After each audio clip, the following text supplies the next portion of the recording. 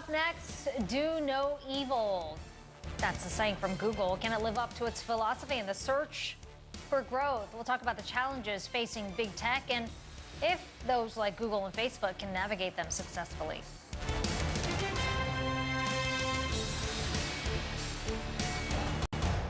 Right now, we have no plans to launch in China. We don't have a search product there.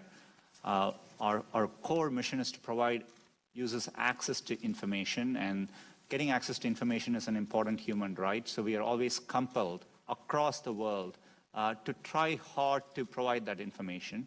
From Georgia, Mr. Google CEO Sundar Pichai there testifying before lawmakers in the House yesterday, not committing to plans in China, but not necessarily closing the door on opportunities there either. There have been increasing concerns about the access China would get to users' data if Google decides to start doing business on the mainland again. Data privacy has been a key issue for tech giants, especially for Google and Facebook, both of which dominate the global ad market. Let's bring in Rashad Tabakawala, who is the Chief Growth Officer at Publicis Group. He's joining us live from Singapore. Rashad, it's great to have you on today. You know, we were just talking about this off camera, but I was thinking about this conversation that we had with Steve King, who is the head of the Publicis Media Group, earlier this year, who said, you know, look, despite all the headlines coming out, especially on Facebook and concerns about data privacy, until we see users move away from Facebook, advertisers aren't going to do that. Since then, we've seen several headlines, whether that's concerns about the way that Facebook has conducted itself with opposition research, and concerns about just how safe the platform is, and internal struggles too. Has that all added up to advertisers turning away from Facebook, or are we still pretty much where we were a year ago? I think early indications, because this is the fourth quarter, we are where we were a year ago. But we sort of anticipate, based on what we are hearing, that people will sort of rethink things for the first quarter. Because while without doubt, as an advertising platform, they work very well, there are questions with regard to reputation, data privacy, and others that people are grappling with.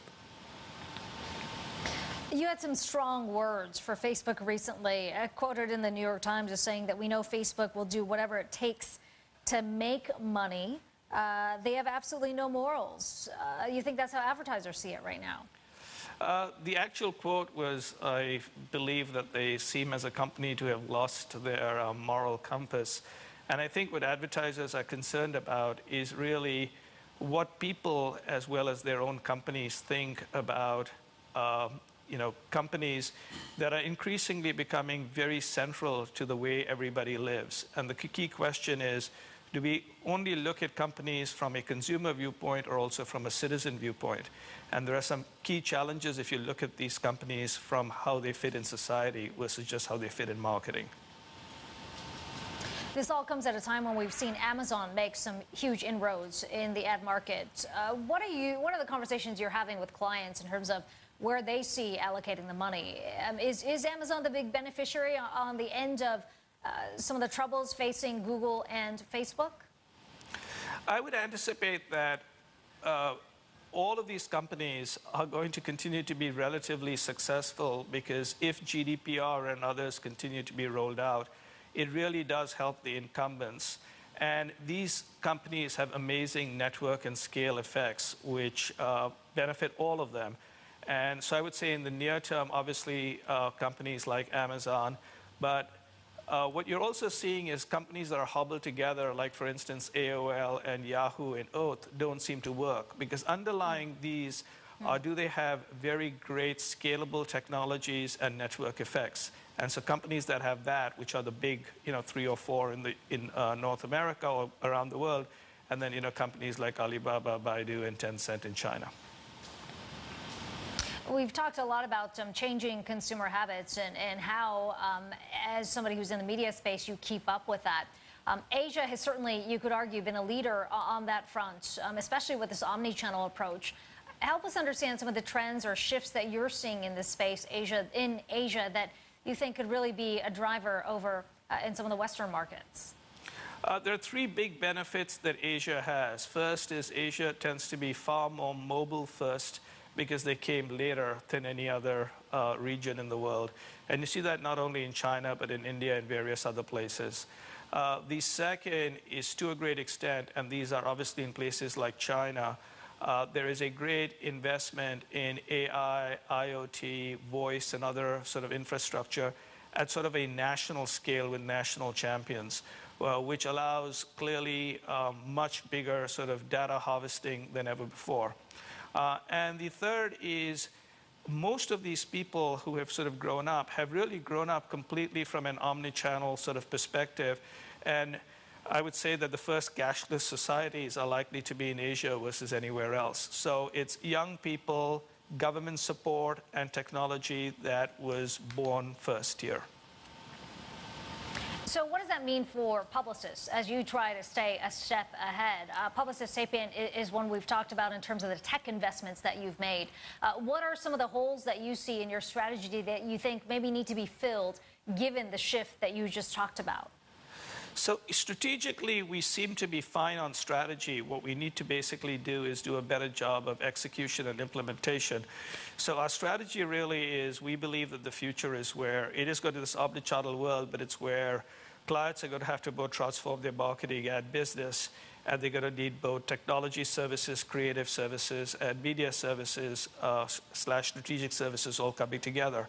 The trick really is to make sure that two things happen. One is, we as a company continue to organize around both our clients and new consumer behavior, and we supplement and build up skill sets, particularly in places like Asia and other places where we may not have enough depth. So the entire idea is, how do we execute our strategy in a way that aligns with what clients want, and in order for us to differentiate versus our competitors. That diversification that you point to that clients are seeking seems to be pointing to additional investments, especially on the tech front. I wonder from a business standpoint if that really means a big boost for a company like Publicis Group, or does that just mean more costs associated with it and additional investments that need to be made? I would say that basically, when you think about technology, what we're looking at is technology provides great benefits because A, it allows our talent. So for instance, we have a platform called Marcel, which allows our talent now to share more, experience more, and get new opportunities like never before.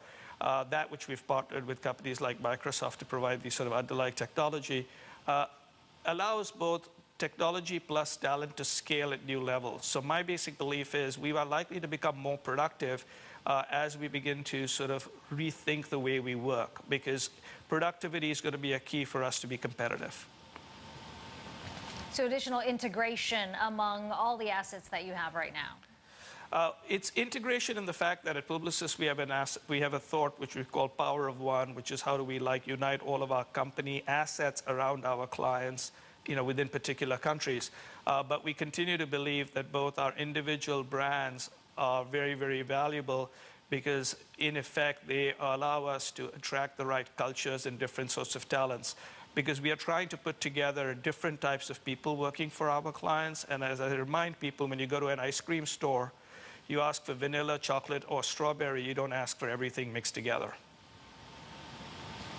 Okay, we'll have to leave it on that note.